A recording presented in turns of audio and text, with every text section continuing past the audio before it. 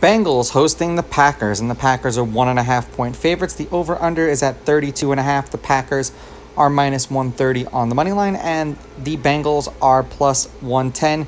Now it's looking like we're going to get Clifford for the Packers. I don't imagine that you're going to see Jordan Love very much in this game because heaven forbid he plays in this game and gets hurt.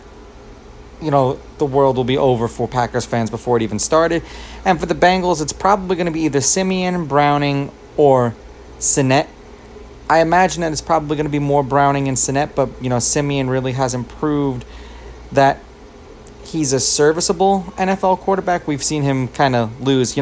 It's either going to be Clifford or McGough for the Packers. So I imagine it's going to be both of those guys. Now, these teams have only played each other 4 times in the regular season, and in the regular season, these teams are 2-2 against each other in those games. The Packers are on a 2-game winning streak against the Bengals.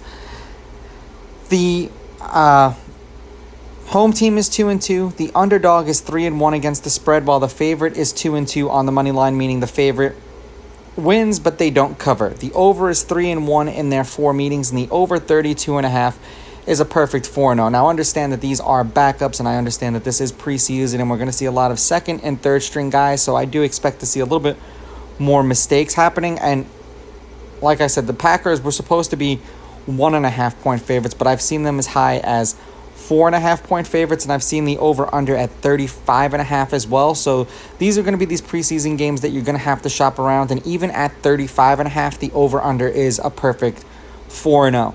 I don't trust the Packers with their backups. I think that we're going to see a little bit more from the teams who've been more perennial playoff teams. I understand that Aaron Rodgers was working with a lot of rookies, but that was Aaron Rodgers, and he couldn't take that team to the playoffs. So seeing a Super Bowl-ish ready roster versus we're going to be lucky to see if they make the playoffs roster, I'm going to take the Bengals as a home underdog. Bengals with the money line, Bengals getting the points, and I'm going to go over. These are just my picks. If you disagree, please go with your gut, and please bet responsibly.